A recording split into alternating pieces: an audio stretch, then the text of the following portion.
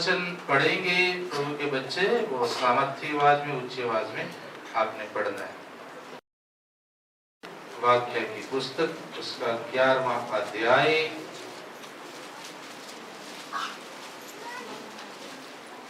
और उसके वचन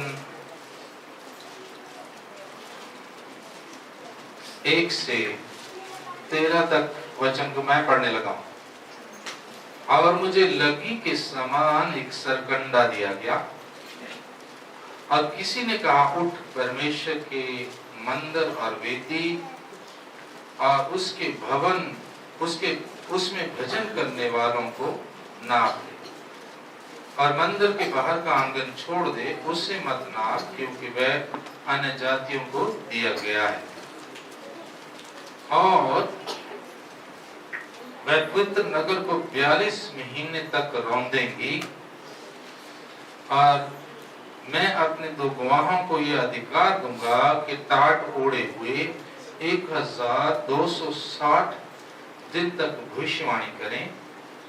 ये वही जैतून के 2 पेड़ हैं और दिवटे हैं जो पृथ्वी के प्रभु के सामने खड़े रहते हैं। और यदि कोई उनको हानि पहुंचाना चाहे तो उनके मुंह से आग निकलकर उनके बैरियों को भस्म करती है। और यदि कोई उनको हानि पहुंचाना चाहे तो अवश्य इसी रीति से मार डाला जाएगा। इन्हें अधिकार है कि आकाश को बंद करें कि उनकी भविष्यवाणी के दिनों में मेघ ना बरसे। और उन्हें सब पानी पर अधिकार है कि उसे लहू बनाएं और जब जब चाहें तब तब पृथ्वी पर हर प्रकार की आपत्ति लाएं। और जब वे अपनी गवाही दे चुकेंगे तो वह पशु जो अथाह कुंड में से निकलेगा उनसे लड़कर उन्हें जीतेगा और उन्हें मार डालेगा। और उनकी लोथें उस बड़े नगर के चौक में पड़ी रहेंगी जो आत्मिक रीति से सदोम और मिस्र कहलवाता है, जहां उनका प्रभु भी क्रूस पर चढ़ाया गया था। और सब लोगों और कुलों और भाषाओं और जातियों में से लोग उनकी लोथें 3.5 दिन तक देखते रहेंगे और उनकी लोथें कब्र में रखने ना देंगे। और पृथ्वी के रहने वाले उनके मरने से आनंदित और मगन होंगे और एक दूसरे के पास भेंट भेजेंगे, क्योंकि इन दोनों भविष्यद्वक्ताओं ने पृथ्वी के रहने वालों को सताया था। और 3.5 दिन के बाद परमेश्वर की ओर से जीवन की आत्मा उनमें बैठ गई और वे अपने पांव के बल खड़े हो गए और उनके देखने वालों पर बड़ा भय छा गया। और उन्हें स्वर्ग से एक बड़ा शब्द सुनाई दिया कि यहाँ ऊपर आओ। यह सुनकर वे बादल पर सवार होकर अपने बैरियों को देखते देखते स्वर्ग पर चढ़ गए। फिर उसी घड़ी एक बड़ा भूंडोल हुआ और नगर का 10वां अंश गिर पड़ा और उस भूंडोल में 7,000 मनुष्य मर गए और शेष डर गए और स्वर्ग के परमेश्वर की महिमा की। Hallelujah, hallelujah. परमेश्वर, ये 2 गवाहों की कहानी है जो आने वाले समय में विपत्तियों कष्टों के समय में इस्राएलियों के बीच में 2 गवाह आएंगे इस धरती के ऊपर। और उनके बारे में आपने सुना कि वो कितने परमेश्वर के बल और शक्ति को प्राप्त किए हुए होंगे। उनको कोई छू नहीं सकेगा, उनको कोई मार नहीं सकेगा, उनको कोई भी कुछ भी कह नहीं सकेगा। उससे अलग वो अपनी भविष्यवाणी और अपना प्रचार उन लोगों में उस समय करेंगे, इस्राएलियों के अंदर जो उस समय जो बचाए जाने के लिए रेडी हैं, जिनको तैयार करना, मसीह की गवाही उनको वो देंगे। परमेश्वर अंत के समय में आखिरी जो एक टाइम है जो इसराइलियों को बचने का दिया है परमेश्वर ने। इसराइलियों ने जब उनके ऊपर रहम हुआ, कृपा हुई, तब उन्होंने उसके परमेश्वर के रहम को तुच्छ जाना। वचन में लिखा हुआ है इसराइलियों ने अपने अंदर आए भविष्यद्वक्ताओं को सताया, भक्तों को सताया। और यरूशलेम के बारे में प्रभु यीशु मसीह ने खुद ही कहा था, यरूशलेम को देख के प्रभु यीशु मसीह एक बार रो पड़े थे और उन्होंने कहा, तूने तेरे अंदर जितने भी मैंने भविष्यद्वक्ता भेजे उनको सताया, उनका लहू तेरे ऊपर एक दिन आएगा और तेरे से उनके लहू का बदला लिया जाएगा। परमेश्वर के वो भयानक दिन जो आने हैं, लेकिन फिर भी क्योंकि चुनी हुई प्रजा है, क्योंकि परमेश्वर ने उस प्रजा को चुना, इसराइलियों को चुना, उसकी प्रजा कहलाती है, इसलिए अंतिम समय में, आखिरी टाइम में केवल और केवल यहाँ लिखा हुआ 1260 दिन की गवाही है उनकी। कितने साल बनते? 3.5 साल। 3.5 साल के बीच में आखिरी टाइम उनको दिया कि जितने बच सकते हैं बच जाओ। और उसमें से बचेंगे लोग, इन दो गवाहों की जो बात सुन के, इनके ऊपर विश्वास करके वो उस बात सुनेंगे परमेश्वर। लेकिन ये वो समय होगा जब 6वां कटोरा या 6वीं पूरी फूंकी जाती है। पिछली बार आपने सुना था कि 6 कटोरे जो उंडेले गए थे, पहला धरती के ऊपर, दूसरा समुद्र के ऊपर, तीसरा नदियों के ऊपर, चौथा तारों के ऊपर, 5वां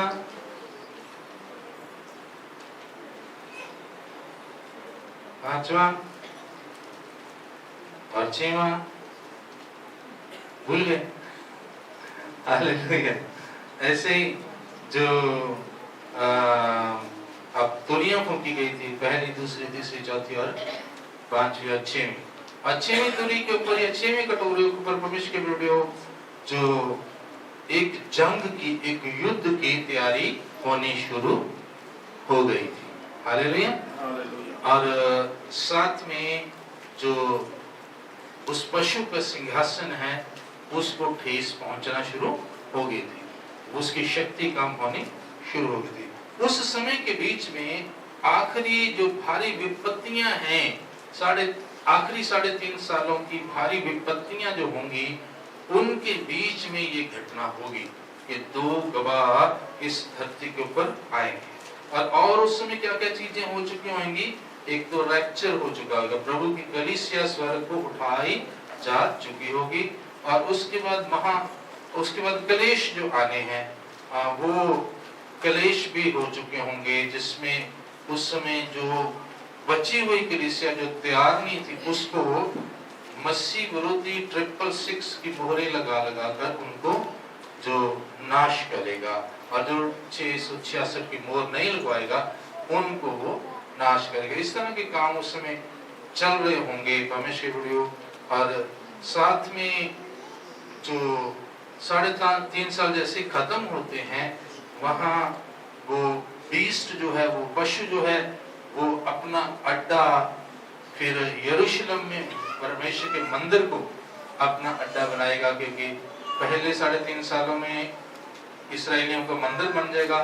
वो उसमें अपनी बलिदान चढ़ाना शुरू कर देंगे। लेकिन 3.5 साल पूरे होने के बाद एकदम वो कहेगा, तुम निकलो, ये मेरा स्थान है, और वो वहां पे बैठ जाएगा। और वचन में लिखा हुआ, जैसे प्रभु यीशु मसीह ने कहा था कि जब तुम देखो मंदिर के कमूरे के ऊपर घृणित वस्तुओं को देखो, तब समझ लेना कि उसका उजड़ जाना निकट है। ये वो वाले दिन होंगे परमेश्वर की वीडियो। और उस समय जो इस्राएल के धर्मी लोग आहें भरना शुरू करेंगे। क्यों आहें भर रहे हैं? पहले 3.5 साल तो खुश रहेंगे क्योंकि उनका मंदिर मिल गया, लेकिन फिर वो छिन जाएगा मंदिर, तब वो आहें भरना शुरू करेंगे, रोना शुरू करेंगे, जो वो छटपटाएंगे कि अब हम क्या करें। उस दुष्ट राजे से लड़ भी नहीं सकते, उससे अपना मंदिर छुड़ा भी नहीं सकते, और वो अब कैसे अपनी धार्मिक विधियों को वो पूरा करेंगे। तो परमेश्वर वो बहुत परेशानी में उस समय धर्मी लोग होंगे, लेकिन जो इस धर्मी इसराइली नहीं है वो तो मसीह विरोधी राजे के साथ मिल जाएंगे, उनके साथ मिक्स हो जाएंगे, लेकिन धर्मी जो है वो बहुत परेशानी में चलेंगे। एट द सेम टाइम दो गवाह उनके बीच में आ जाएंगे और उनको इकट्ठा करेंगे, उनको अलग करेंगे। वो घरों में नहीं, वो पहाड़ों और इधर उधर रहेंगे, शहरों से बाहर रहेंगे, क्योंकि शहर के अंदर तो वो मसीह विरोधी का राज है और वो यरूशलेम के अंदर उसका पूरा उसने कब्जा कर रखा है। वो पहाड़ों में और वादियों में इधर उधर अपना समय गुजारेंगे और उनके विषय में उनकी गिनती भी लिखी हुई है कि वो 1,06,66 लोग होंगे। हर एक कबीले में से, जो इसराइल के कबीले हैं, उनमें से 12-12 हजार वो लोग होंगे और उनके साथ ये दो गवाह परमेश्वर की ओर से भेजे जाएंगे और ये उनके साथ में रहेंगे, ये उनको वचन सुनाएंगे, ये उनको मसीह की गवाही देंगे। इसराइलियों को, मसीह को अभी वो नहीं मानते हैं, लेकिन मसीह की गवाही वो देंगे और वो उनकी गवाही को मानेंगे। और क्यों मानेंगे वो भी मैं आपको बताता हूँ कि क्यों मानेंगे और वो कौन होंगे, वो भी मैं आपको अभी थोड़ी देर में बताता हूँ। परमेश्वर के वीडियो वो उनके साथ रहेंगे और अपनी आराधना करेंगे जंगलों में, पहाड़ों में, अलग रह के समाज से। और उनको कोई अगर पकड़ने के लिए आता है, तब परमेश्वर के वचन में यहाँ आपने क्या पढ़ा कि वो दोनों जो भविष्यवक्ता है वो उनके ऊपर क्या गिरा देंगे, आग। मान लो सिपाही आ रहे पकड़ने के लिए, टैंक आ रहे पकड़ने के लिए, तो वो उनके ऊपर से आग गिरा देंगे, वो वहीं भस्म हो जाएंगे और कोई भी उनको पकड़ नहीं सकेगा। अब परमेश्वर जो उनको सताएंगे, जो उनके बीच में विघन डालेंगे, उनके पानी को जब वो कहें, अगर उनका फौजें मान लो चारों तरफ इकट्ठी हुई हैं, उनके पास तो पीने के लिए पानी भी होते हैं, टैंक्स होते हैं, वो अगर उनको कह देंगे इनका पानी लहू बन जाए, तो क्या बन जाएगा, लहू बन जाएगा। और वो उनके खुद की प्रॉब्लम उनकी खड़ी हो जाएगी, क्या पिए क्या खाएं वो, इसलिए उनके साथ वो लड़ नहीं सकेंगे और ना उनके दिनों में बारिश होगी। हालेलुया। और अंत में जब उनके दिन गवाही के पूरे हो जाएंगे, तब आपने सुना कि अथाह कुंड से एक पशु निकलेगा और वो उसके ऊपर क्या हो जाएगा, जयवंत हो जाएगा, उनको मार डालेगा और वो यरूशलेम नगर में उनकी लोथों को फेंक दिया जाएगा और सारी पृथ्वी के लोग उसको देखेंगे। कितने दिन पड़ी रहेगी राशि? 3.5 दिन तक पड़ी रहेंगी और पृथ्वी का हर जन उसको देखेगा। कैसे देखेगा? अब तो टीवी की भी जरूरत नहीं है, आप अपनी हथेली में देख सकते हैं। हथेली में क्या होता है आपके? मोबाइल, है ना। तो ये परमेश्वर में जो इतनी जो टेक्नोलॉजी आगे वास्ट हो रही है, बढ़ रही है, एक किस कारण से? परमेश्वर के कुछ काम, जो परमेश्वर की कुछ भविष्यवाणियां जो लिखी हुई हैं वो पूरी होनी है। हालेलुया।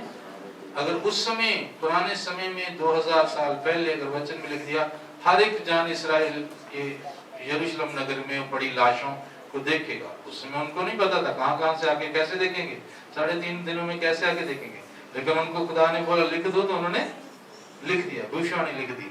लेकिन अब वो भविष्यवाणी पूरी हो सकती है ना, सारी दुनिया देख सकती है नहीं, हर एक के पास मोबाइल है। अभी जिनके पास नहीं भी है वो 1-2% ही रह गए हैं, वो उनके पास भी आ जाएगा धीरे धीरे। क्यों? क्योंकि उन्होंने एक घटना देखनी है, वो बंदे मृतक पड़े हुए देखने, और लोग खुश होंगे, आनंदित होंगे।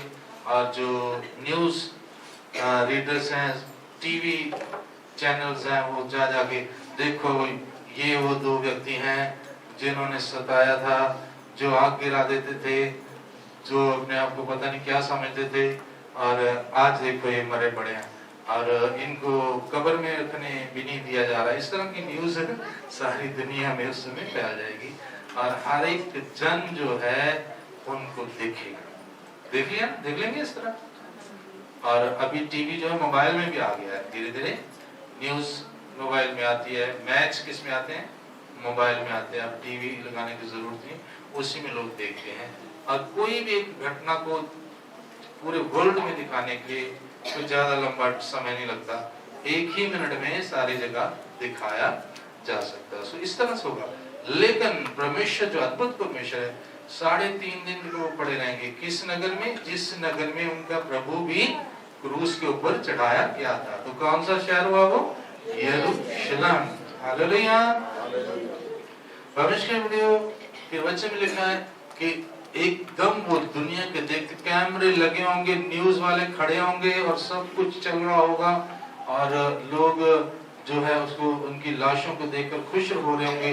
सेम टाइम के ऊपर वो जिंदा हो जाएंगे और ऊपर से आवाज आएगी, आ जाओ ऊपर आ जाओ। सब लोग उस आवाज को सुनेंगे और वो बादल एक आएगा, बादल उनको उठा के, जैसे प्रभु यीशु मसीह को उठाया था, उनको ऊपर उठाकर ले जाएगा। हालेलुया। और उसके एकदम बाद वचन में क्या लिखा है? एक बड़ा भूंडोल होएगा और वो नगर के 7वां भाग उसका कितना होगा? 10वां भाग, 10वां भाग उस नगर का गिर पड़ेगा और भूंडोल में 7,000 मनुष्य वहां पे मारे जाएंगे। और 7,000 में न्यूज वाले भी काफी होंगे, उनके कैमरे भी इधर उधर गिरते आपको, जो उन लोगों को उस समय दिखेंगे। हमें नहीं, हमने तो नहीं दिखे। हालेलुया। क्योंकि प्रभु की कलीसिया तो उस समय स्वर्ग में ऑलरेडी जा चुकी होगी। हालेलुया। सो परमेश्वर, ये एक अद्भुत घटना जो है होने वाली है आने वाले समय में, बहुत एक पहले से लिखी हुई घटना है। और इस घटना का आरंभ जो है शुरू से ही कौन कौन इसके साथ जुड़ता है? उत्पत्ति से इसका आगाज हो गया था, उत्पत्ति से इसका शुरुआत हो गई थी इस घटना के साथ जुड़ने वाले लोगों की।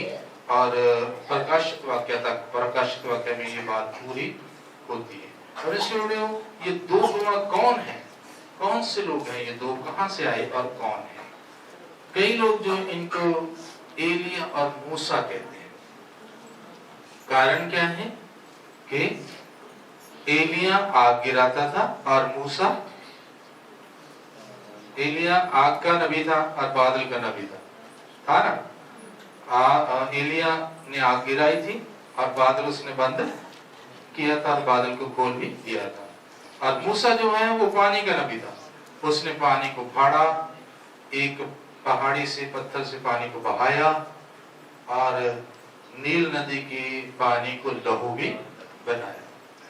इसलिए बहुत सारे लोग सोचते हैं ये 2 गवाह जो है, एक तो एलिया है और एक मूसा है। एलिया आएगा इसके विषय में तो परमेश्वर के वचन में पहले से लिखा हुआ है। परमेश्वर मलाकी की पुस्तक में जो है एलिया के विषय में पहले से वचन है कि एलिया आएगा। उसका 4था अध्याय होगा 4-5 पढ़ो। देखो, यहोवा के उस बड़े और भयानक दिन के आने से पहले मैं तुम्हारे पास एलिया नबी को भेजूंगा। ये तो परमेश्वर के वचन में लिखा हुआ है कि एलिया तो आएगा। हालेलुया। अब परमेश्वर के प्रभु यीशु मसीह को भी कई लोग सोचते थे शायद एलिया है। और जब यूहन्ना बपतिस्मा देने वाला जब आया था, उस समय के लोग जो हैं वो सोचने लगे थे कि शायद ये एलिया है। प्रभु यीशु मसीह के पास भी ये बातें पहुंचती थी। और एक बार प्रभु के चेलों ने प्रभु यीशु मसीह को कहा कि ये लोग जो है एलिया के विषय में बातें करते हैं कि एलिया आएगा। वो कब उन्होंने बात की? जब प्रभु यीशु मसीह का रूपांतर हो गया था, जब प्रभु यीशु मसीह एक पहाड़ के ऊपर थे, दुआ कर रहे थे और उनका रूप चेंज हो गया था और वो रूपांतर हो गया। और उसके बाद उन्होंने देखा कि उसके साथ नबी थे, प्रभु के साथ कौन थे? नबी थे, और उसमें से एक एलिया नबी था। और जो उसके बाद चेले जो प्रभु से कहने लगे कि दूसरे लोग भी, इस्राएली लोग भी ऐसा बोलते हैं कि एलिया आएगा, तो आपका क्या विचार है? ऐसे प्रभु को बोलने लगे। मत्ती 17 की 10 से लेकर 12 तक ये वचन है। हालेलुया। परमेश्वर के बेटियों, ये कठिन वचन जो है थोड़े समय के लिए आपके लिए है, ताकि आप संपूर्ण ज्ञान को हासिल कर लें। परमेश्वर के वचन में लिखा है, जिस प्रजा को ज्ञान नहीं होता वो प्रजा क्या हो जाती है? जोर से बोलना। तो मेरा बोझ क्या है कि कोई भी नाश ना हो। जब ज्ञान हो जाएगा तो फिर कोई नाश नहीं हो सकता है। उसको पता होगा ये चीजें हैं, ये चीजें होनी है और मुझे ये करना है। हालेलुया। तो इसी कारण से ये कष्ट आपको भी उठाना पड़ रहा है। ये कठोर वचन है जिनको सुनने पर आपको सुन रहे हैं आप, लेकिन परमेश्वर के एक चीज याद रखें, प्रकाशित वाक्य की पुस्तक के वचन जो सुनते हैं और पढ़ते हैं और अमल करते हैं, वो कौन लोग हैं? कौन लोग हैं?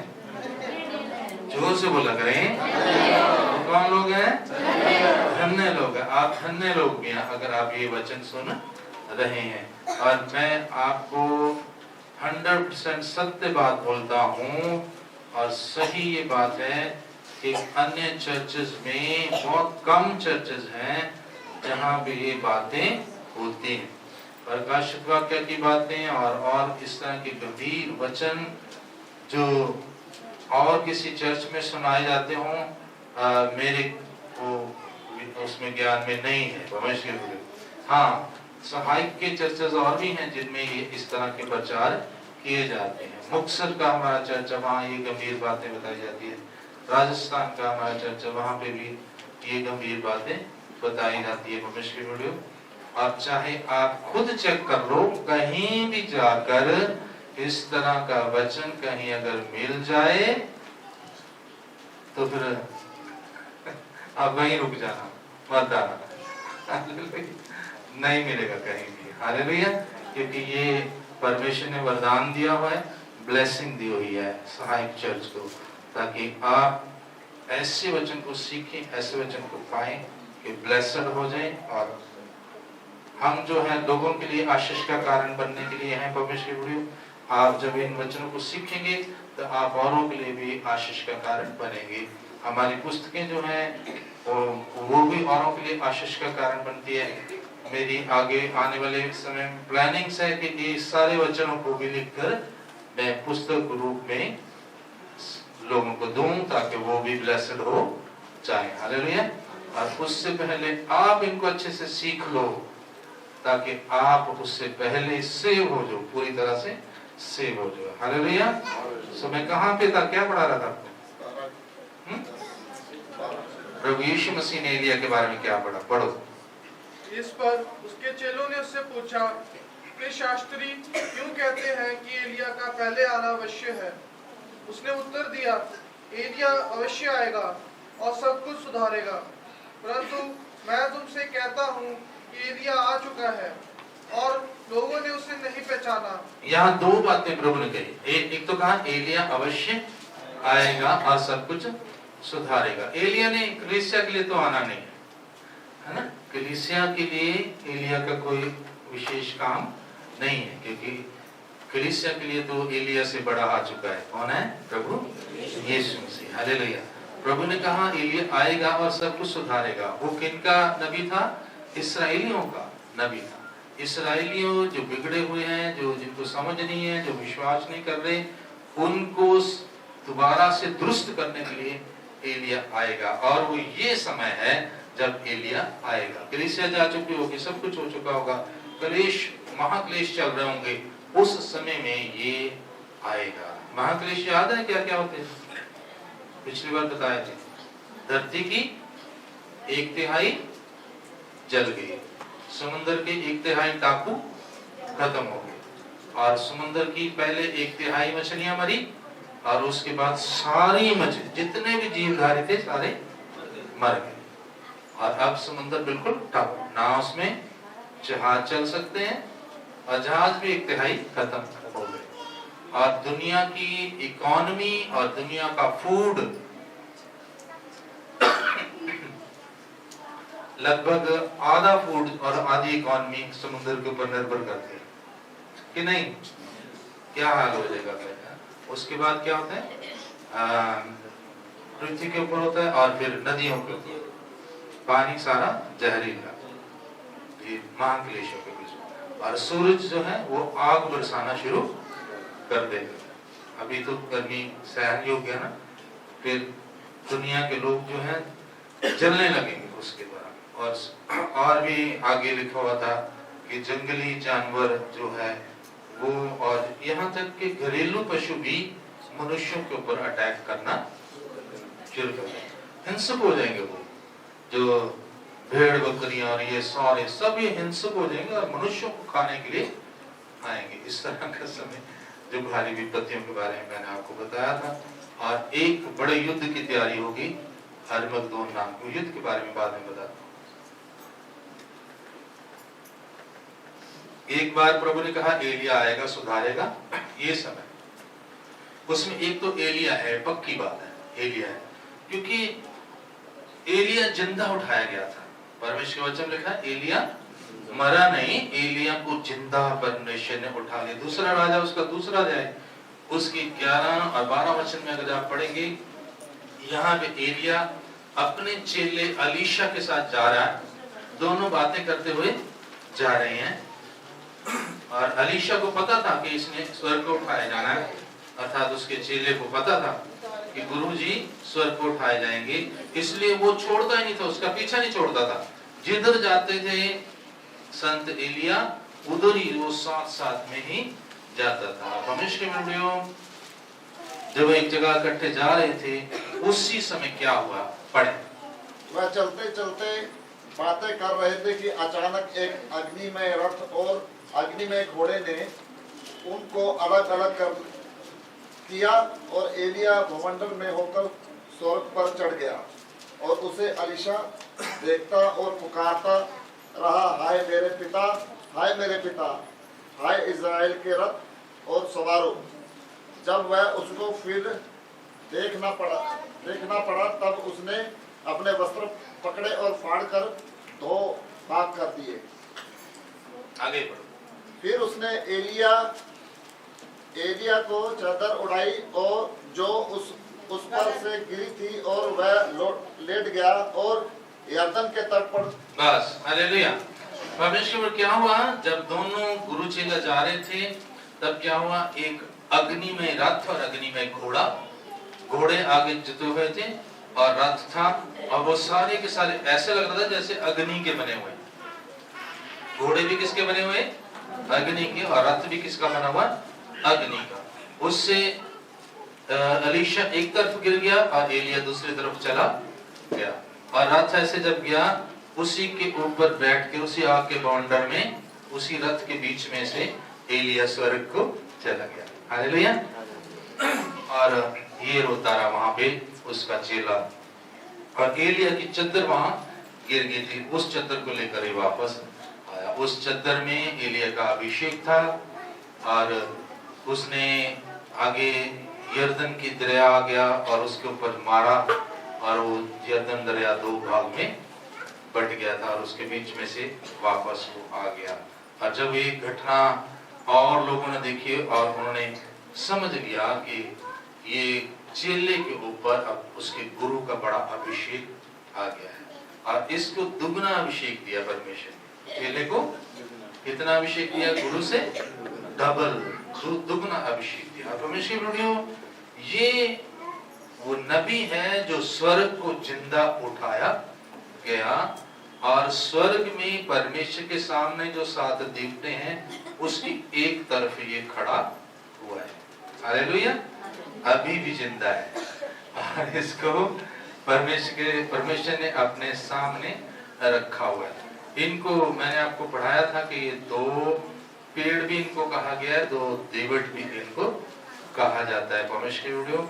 और दूसरा एक जो उठाए जाने वाला जन था, स्वर्ग को उठाए जाने वाला, वो हनोक है। हनोक जो है वो उत्पत्ति की पुस्तक में, उत्पत्ति 5 अध्याय उसकी 23 और 24 वचन अगर आप पढ़ेंगे तो उसमें स्वर्ग को जिंदा उठाया जाता है। इसके बारे में पढ़ें। इस प्रकार हनोक की कुल आयु 365 वर्ष की हुई। हनोक परमेश्वर के साथ साथ चलता था, फिर वह लोप हो गया क्योंकि परमेश्वर ने उसे उठा लिया। हालेलुया। क्या हुआ था? परमेश्वर को उठाए गए। बाकी सब लोग यहाँ पैदा हुए, यहाँ उन्होंने जीवन किया और यहाँ पे मर गए। हालेलुया। आप परमेश्वर के साथ सदा सर्वदा रहने के लिए एक नया जीवन पाना बेहद आवश्यक है। जैसे कलीसिया जो है वो उनमें से प्रत्येक लोग जो मरते हैं और फिर वो जिंदा होते हैं और स्वर्ग को नया स्वरूप बनकर वो अमर शरीरों को पहनकर वो स्वर्ग को चले जाते हैं। ये दो जो हैं इन्होंने अभी तक मृत्यु का स्वाद चखा नहीं है, बिल्कुल भी इन्होंने मृत्यु को देखा नहीं है। परमेश्वर और आवश्यक है, जरूरी है कि ये भी मृत्यु के स्वाद को चखें। मैं उन लोगों के साथ, उन प्रचारकों के साथ सहमत नहीं हूं जो ये कहते हैं कि ये दोनों में से एक तो एलिया है और एक मूसा है। मैं मूसा के विषय में नहीं मानता, क्योंकि मेरे ज्ञान के अनुसार मुझे जो परमेश्वर ने प्रकाशन दिया है, मूसा मरा और मूसा की डेथ हुई और मूसा की लोथ को एक स्वर्गदूत ने दफन किया। हालेलुया। और जो मृतक हो जाते हैं वो अधलोक में चले जाते हैं, अब्राहम की गोद में चले जाते हैं धर्मी लोग। और मैं ये मानता हूँ कि मूसा जो अब्राहम की गोद में है और वो सो रहा है और आने वाले समय में जब उसकी बारी आएगी तब वो जीवित किया जाएगा। हालेलुया। लेकिन जो जीवित दो नबी, उनमें से एक एलिया है और दूसरा कौन है? हनोक है। वो दोनों स्वर्ग को जिंदा उठाए गए और परमेश्वर के सामने वो अभी तक खड़े हैं। परमेश्वर के जो जन परमेश्वर की उपस्थिति में रहता है वो हजारों सालों या लाखों सालों तक भी जिंदा रह सकता है, क्योंकि परमेश्वर के सामने उसकी उपस्थिति में जो चला गया वहां परमेश्वर के तेज से, परमेश्वर के जलाल से वो जिंदा रहता है। वहां जिंदा है, वहां मृत्यु का कोई मतलब है ही नहीं है। परमेश्वर की हजूरी में जो लोग रहते हैं वो जिंदा रह सकते हैं। उनको फूड की जरूरत नहीं, पानी की जरूरत नहीं, किसी चीज की जरूरत नहीं है। और इसके उदाहरण है प्रभु यीशु मसीह ने 40 दिन का जो उपवास रखा वो किसकी हजूरी में थे? परमेश्वर, केवल और केवल परमेश्वर की हजूरी में, और तीसरा कोई भी उनके बीच में नहीं था। 40 दिन ना कुछ खाया और ना कुछ पिया। कोई भी मनुष्य धरती के ऊपर ऐसा नहीं जो 40 दिन बिना खाए और पिए जिंदा रह सके। निश्चित रूप से वो मर जाएगा। परमेश्वर ऐसे ही जो मूसा नबी है, मूसा नबी ने 2 बार परमेश्वर के पास वो रहा और परमेश्वर की उपस्थिति में रहा पहाड़ के ऊपर, और ना उसने कुछ खाया और ना कुछ पिया, और वो मरा नहीं। लेकिन जब वापस आया तो लोगों ने देखा उसका मुंह जलाल से भरा हुआ था, उसके मुंह से तेज निकल रहा था, लाइटें निकल रही थी, और लोग उसको देख देख के घबराने लगे।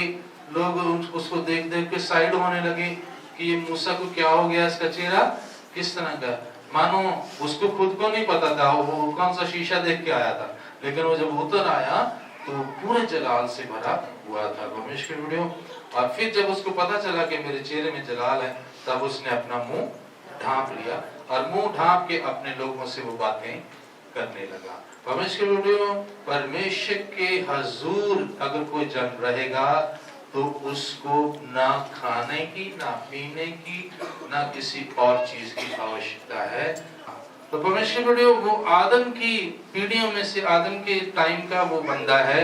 उस समय वो जिंदा उठाया गया और तब से लेकर आज के दिन तक वो परमेश्वर के सामने जीवित खड़ा है। हालेलुया। और उसके बाद एलिया जो है वो उठाया गया अपने समय के अनुसार, और वो भी परमेश्वर के सामने जीवित खड़ा है। परमेश्वर। और वो दोनों को परमेश्वर इस्राएलियों की गवाही के लिए इस धरती के ऊपर भेजेगा। हालेलुया। और वो दोनों इस धरती के ऊपर 3.5 साल तक काम करने के बाद वो उन 1,44,000 इसराइलियों को मसीही बना देंगे और उनको मसीह के ऊपर विश्वास करना सिखा देंगे। एलिया को वो पहचानते हैं, उनको पता है एलिया आने वाला है। इसराइली लोग हनोक के बारे में भी जानते हैं कि हनोक जो है वो जिंदा उठाया गया था। हनोक उनको अपनी गवाही देगा, मैं परमेश्वर के सामने इतने जो पीढ़ियों से खड़ा, इतने सदियों से खड़ा हूँ और परमेश्वर की हर घटना को मैंने देखा है। वो बताएगा कि प्रभु यीशु मसीह को जब इस धरती के ऊपर भेजा गया था तब भी मैं वहीं स्वर्ग में था। जब वो प्रभु यीशु मसीह क्रूस के ऊपर चढ़ाए गए, जब वो स्वर्ग में फिर आए, जब उनको पूरा अधिकार दिया गया, वो तब भी मैं यहीं पे था। मैंने सब कुछ देखा, वही उद्धार करता है, उसके ऊपर विश्वास करो। ऐसे ही एलिया भी इन सब बातों को बताएगा क्योंकि उसने भी ये सब चीजें स्वर्ग में देखी है। तब वो मसीह के ऊपर विश्वास करेंगे क्योंकि मसीह के ऊपर विश्वास के बिना तो कोई भी जन स्वर्ग में जा ही नहीं सकता है। हालेलुया। और ये 1,44,000 इसराइली जो है ये भी धर्मी बन जाएंगे और स्वर्ग राज के लायक ये बन जाएंगे। परमेश्वर ये विश्वास करेंगे और प्रभु के उन 2 सेवकों के साथ अपनी संगति रखेंगे 3.5 साल। और उसके बाद अंत अभी होना बाकी है और सेम टाइम के ऊपर जो है आखिरी जो युद्ध होना है इस धरती के ऊपर इसराइल का और पूरे विश्व का। क्या मैं बता रहा हूं? पूरी दुनिया एक तरफ और अकेला इसराइल एक तरफ होगा परमेश्वर। और उस युद्ध की तब तैयारी होनी शुरू हो चुकी होगी। 6वीं जो तुरी फूंकी गई थी उसमें यही बताया था कि फुरात नदी के ऊपर जो 4 दूत हैं वो खोल दिए जाएंगे। हालेलुया। आप परमेश्वर वो 4 फुरात नदी के दूतों के विषय में भी मैं आपको अभी बताना पेंडिंग था, जो प्रकाशित वाक्य की पुस्तक 9 की 13 से।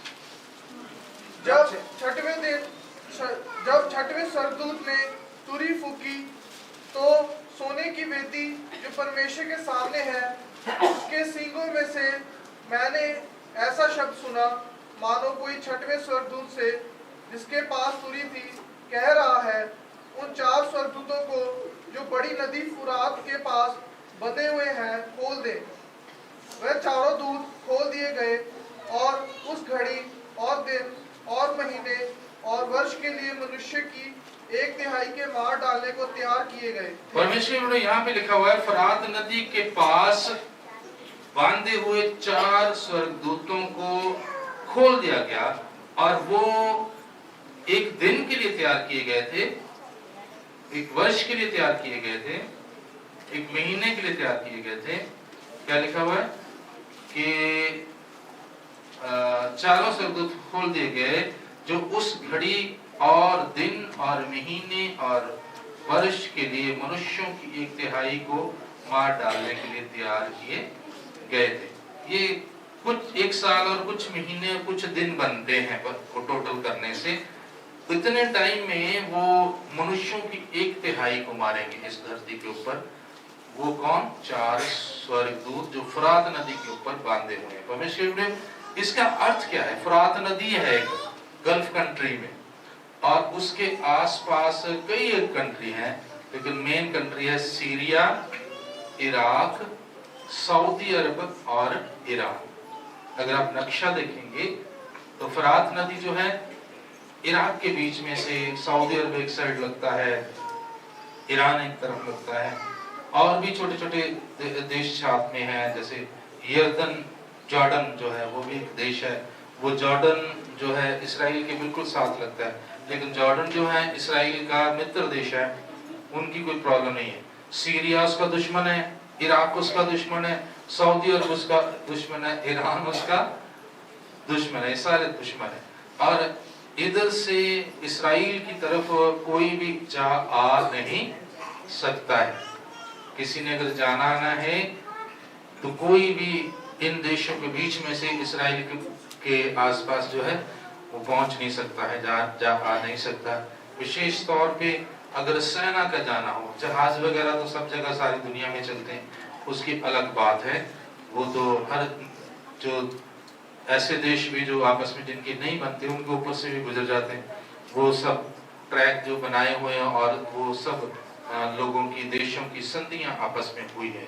उस बात को छोड़कर अभी जो है सीरिया की तरफ से कोई भी और कोई देश आना चाहे लड़ने के लिए इसराइल से नहीं आ सकता, ना ईरान की तरफ से, ना इराक की तरफ से, ना सऊदी अरबिया ईरान की तरफ से। परमेश्वर वीडियो ये मानो 4 स्वर्गदूत हैं जिन्होंने इन चारों को रोक रखा हुआ है और वो खोल दिए जाएंगे। और ऐसा समय होगा कि ये चारों की चारों जो है मिलकर एक तो इसराइल के ऊपर अटैक करने के लिए सोचेंगे और साथ में और पूर्वी देशों की ये मदद भी लेंगे।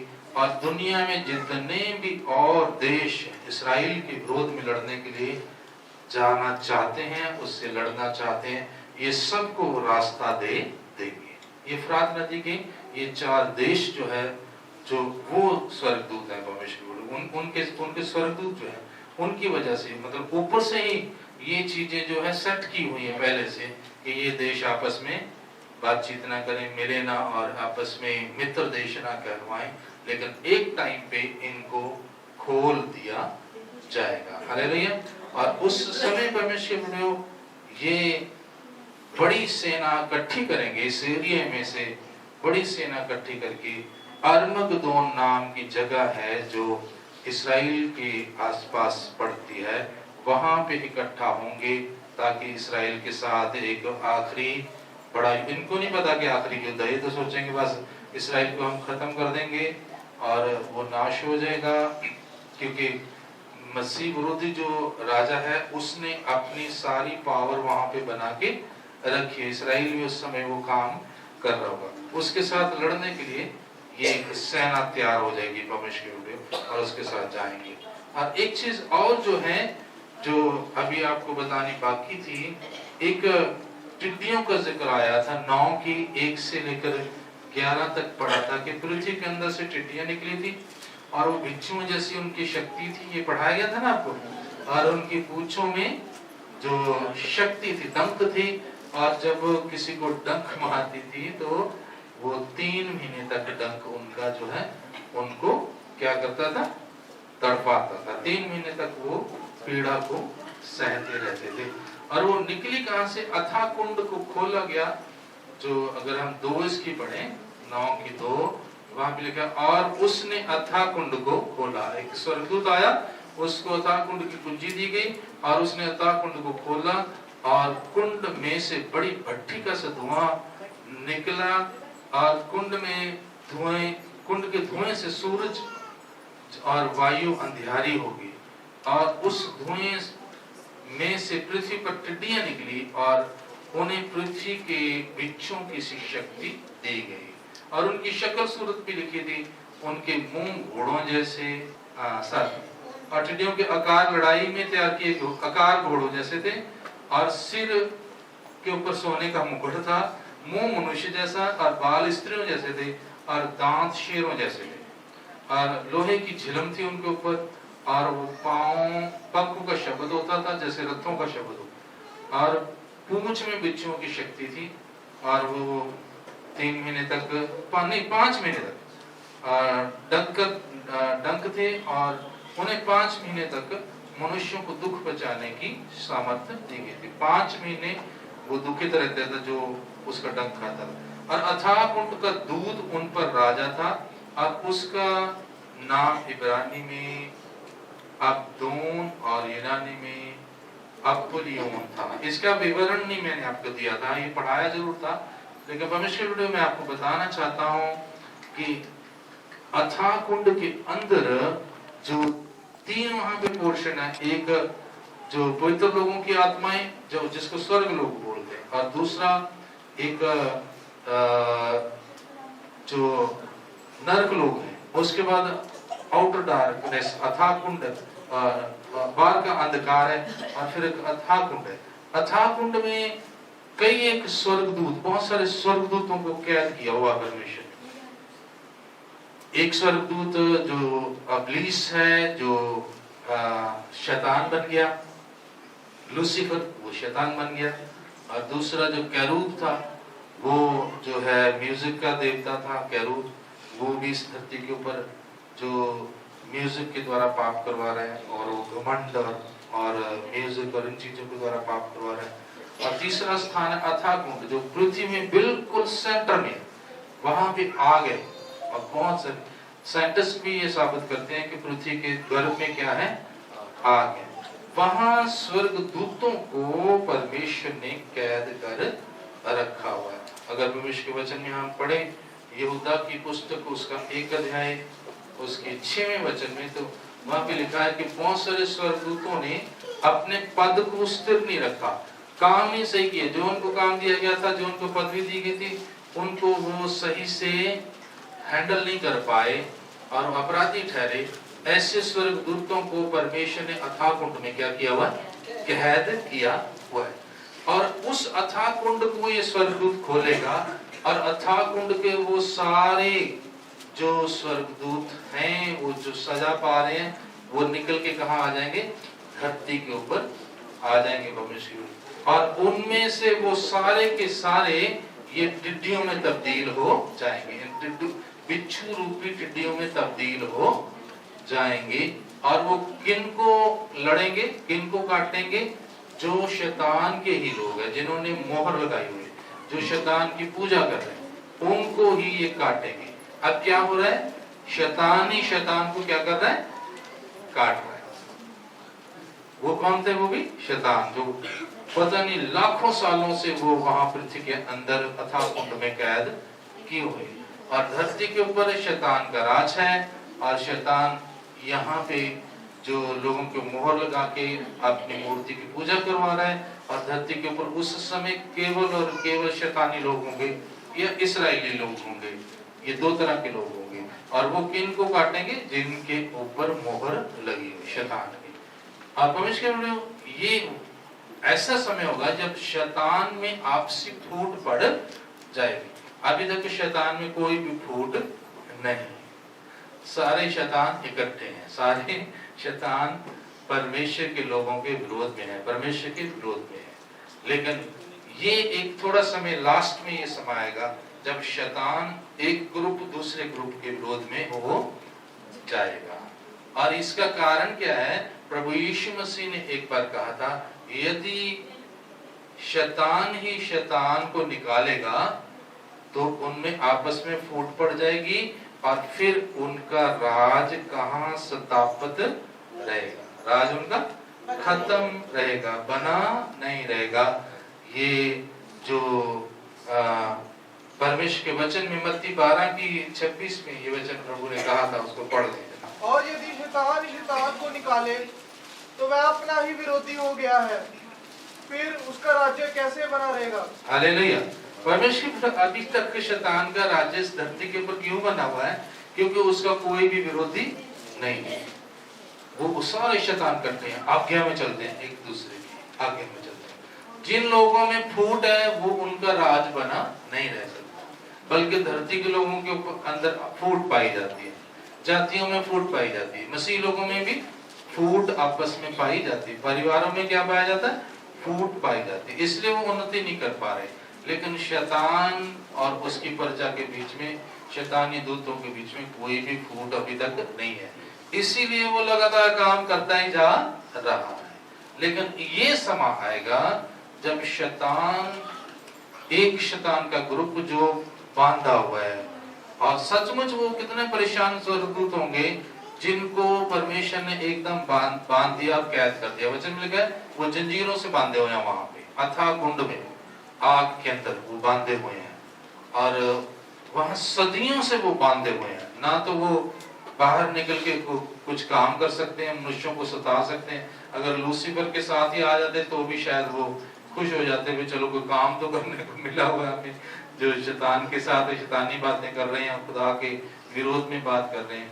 तो परमेश्वर इतने लंबे सालों से बांधे बांधे वो वहां पे इतने दुखित हो गए हैं, इतने परेशान हो गए हैं।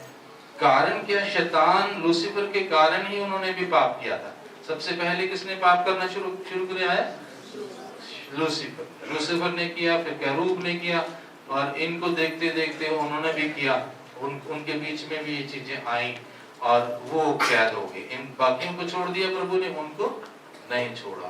और ऐसा समझा जाता है कि वो बहुत बली स्वर्गदूत थे और वो अकेले ही सारी सृष्टि को खत्म कर सकते थे, पृथ्वी को खत्म कर सकते थे, इसलिए उनको परमेश्वर ने छोड़ा नहीं और उनको बांध दिया। अब इतने लंबे टाइम बाद वो लूसीफर के ऊपर क्रोधित होंगे कि इसके कारण अगर हम इसकी बातों में ना आते तो हम भी परमेश्वर के साथ बात करते। इसलिए वो इस धरती के ऊपर जब निकलेंगे, उस समय जब उनको खोला जाएगा तो वो टिड्डियों का रूप धारण करके, बिच्छों का रूप धारण 5 महीने के लिए लूसीफर के लोगों को ही सताना शुरू करेंगे। हालेलुया। और प्रभु यीशु मसीह की वो बात पूरी हो जाएगी कि यदि शैतान ही शैतान का विरोधी हो जाए तो फिर उसका राज स्थापित नहीं रहेगा, उसका राज खत्म हो जाएगा। उसके बाद परमेश्वर के जो वचन में लिखा है आगे के शैतान का राज जो पूरी तरह से खत्म हो जाएगा, इस धरती के ऊपर राज खत्म हो जाएगा बिल्कुल शैतान की जो चीजें हैं। इस तरह की अद्भुत बातें आने वाले टाइम में हो रही है। परमेश्वर वीडियो मैं आपको बता रहा हूँ कि वो समय होगा जब महाक्लेश चल रहे होंगे, साथ में इस्राएली लोग जो हैं वो उनको बचाने का प्रबंध किया जाएगा। और ये दो भक्त हैं, दो जो नबी हैं, एलिया और हनूक, वो बीच में आकर आखिरी समय के ऊपर इस्राएलियों को मौका देंगे कि वो बचें। और इस्राएली सारे नहीं बचेंगे। कितने बचेंगे? 1,44,000 बचेंगे। और इन 1,44,000 लोगों का बहुत बड़ा आगे रोल है, बहुत कुछ आगे करेंगे। और इसके बाद अंतिम एक युद्ध जो होना है उसका जिक्र मैं आपको करूंगा, जो इस्राएल के साथ अंतिम युद्ध होगा। उसमें शैतान, उसकी फौजें सब खत्म हो जाएंगी और इस्राएल का क्या बनेगा और 1,44,000 लोगों का क्या बनेगा वो मैं आपको अगले एपिसोड में बताऊंगा। हालेलुया। परमेश्वर के जो बहन भाई आज नए आए हैं उनको मैं बता दूं कि ये एक जो क्लास चल रही है, जो पिछले दिनों में एक चैप्टर जो क्लास में दे रहा था लोगों को और बाइबल का अध्ययन करवा रहा था, उसके अंदर से मैंने बताया। हो सकता है आपको आज समझ ना आया हो, लेकिन ये वो बातें हैं जो इस धरती के ऊपर अभी होने वाली बाकी हैं। बाइबल में वो सब चीजें लिखी गई हैं जो इस धरती के ऊपर होनी है। प्रभु यीशु मसीह ने जो बोली है, जो नबियों ने बातें बोली है, वो सब कुछ पूरी होनी है। और बहुत सारी हो गई है, बहुत सारी होने वाली है। और एक चीज पूरी हो गई है, प्रभु यीशु मसीह इस धरती के ऊपर आ गए और वो हमें प्रेम करते हैं। हालेलुया। हम सबको क्या करते हैं? प्रेम करते हैं। और अभी ऐसा समय है, कोई भी जन उसके पास आए, कैसे भी कोई जन हो, किसी भी जाति का हो, किसी भी धर्म का, किसी भी देश का, कोई भी जब प्रभु के पास आता है तो प्रभु उसे चंगा करते हैं, उसे अपना बेटा बनाते, बेटी बनाते और उन्हें आशीष देते हैं। हालेलुया। इस धरती की भी सारे सुख शांति उनको देते हैं। और आने वाले समय में जो हर एक व्यक्ति जो है एक दिन उसने पूरा हो जाना है और उसके बाद भी एक जीवन है जो स्वर्ग का जीवन है। उसके लिए प्रभु यीशु से अभी अपने लोगों को तैयार कर रहे हैं। अभी समय है परमेश्वर कि हम लोग आशीष पालें, बरकत पालें और अपनी हर तरह की समस्याओं से छुटकारा भी पालें। हालेलुया। प्रभु यीशु मसीह बीमारियों से छुटकारा देने वाले हैं। प्रभु यीशु मसीह हर तरह की शैतानी शक्तियों से छुटकारा देने वाले, उनको अधिकार है शैतान के ऊपर। उन्होंने जयवंत हुए, मौत के ऊपर वो जयवंत हुए। प्रभु हर एक बीमारी के ऊपर वो जयवंत है, वो कोड़ियों को चंगा करने वाले और हर तरह की समस्याओं को दूर करने वाले प्रभु हैं। हालेलुया। धन्यवाद परमेश्वर, हम आपका धन्यवाद करते हैं प्यारे प्रभु, आपकी स्तुति करते हैं प्यारे परमेश्वर इस जीवन की रोटी के लिए प्यारे प्रभु, जो आपने हमारे भीतरी कृष्णता के लिए भेजी। होने दे कि ये 100 गुना फल लाए प्रभु इस रोटी के द्वारा प्रभु, और हमारा जीवन आपको भावता हुआ ग्रहण योग्य है। यीशु मसीह नासरी के नाम में, नासरी के नाम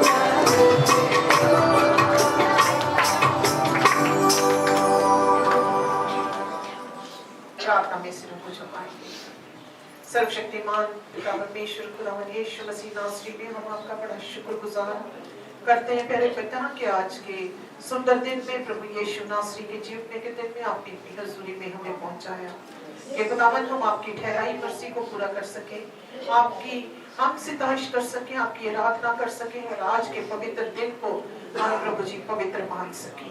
प्रभु यहोवा हम आपके धन्यवादी हैं, आप हमारे प्रभु हैं, हमारे पिता हैं। माता के गर्भ ही से आपने हमें चुन लिया कि हम आपके बेटे और बेटियां ठहरे। और पिता आपका वायदा सच्चा है प्रभु यीशु मसीह, आप जब इस संसार के ऊपर जीत पाकर अब जब जा रहे थे तो आपने कहा मैं चाहता हूँ जगह तैयार करता हूँ, आऊंगा तो तुम्हें फिर अपने साथ ले जाऊंगा।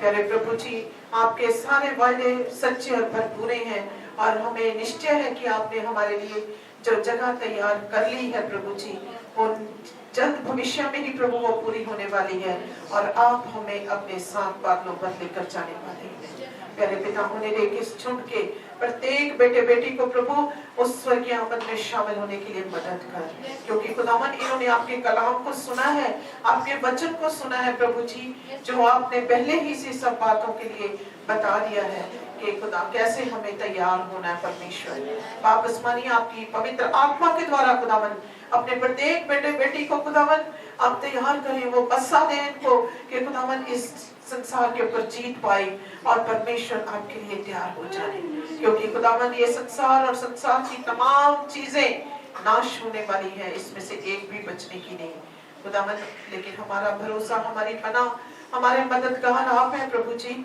आप हम सबके ऊपर अपनी कृपा की दृष्टि करें और अनुग्रह करें कि खुदावन हम आपकी स्वर्गीय आमद के लिए तैयार हो जाएं, एक ऐसी तेजस्वी दुल्हन बन जाएं जिसमें ना कोई चुनरी हो, ना कोई दाग हो, जो निर्दोष और निष्कलंक आपके सामने खड़े होने वाली हो। प्यारे प्रभु आपका धन्यवाद कि आप अपने गहरे भेदों का प्रकाशन प्रभु हमारे ऊपर उंडेलते हैं और हमें हर एक बात खोलकर बता देते हैं पहले ही से। प्यारे परमेश्वर हम आपका धन्यवाद करते सचमुच, और प्रभु धन्यवाद करते हैं प्रभु फिर से खुदावन उस तोड़े के लिए प्रभु जी जो आपने अपने दास को दिया कि खुदावन आपके लिए आपकी महिमा करते रहे और जिस कार्य के लिए आपने चुना है अपने जीवन के अंत के दिन तक भी प्रभु उस कार्य को हम अपनी शक्ति भर करने पाए। प्रभु आपका धन्यवाद प्रभु जी, आपकी स्तुति हो। सभा के लिए आपका धन्यवाद, सारे इंतजामों के लिए धन्यवाद कि आपने सभा को चलाया है प्रभु जी। धन्यवाद है खुदावन उन सब भेंटों के लिए जो तन मन और धन से आपके बच्चों ने आपको अर्पण की बाप जी, उन्हें लेके इनके खत्ते भरे रहे और इनके दाग खूंटों में नया दाग टपके प्रभु यीशु नासरी के नाम में आमीन। सब मिलकर प्रभु की सिखाई प्रार्थना बोलेंगे, हे हमारे स्वर्गीय पिता, आप जो स्वर्ग में हैं, आपका नाम पवित्र माना जाए,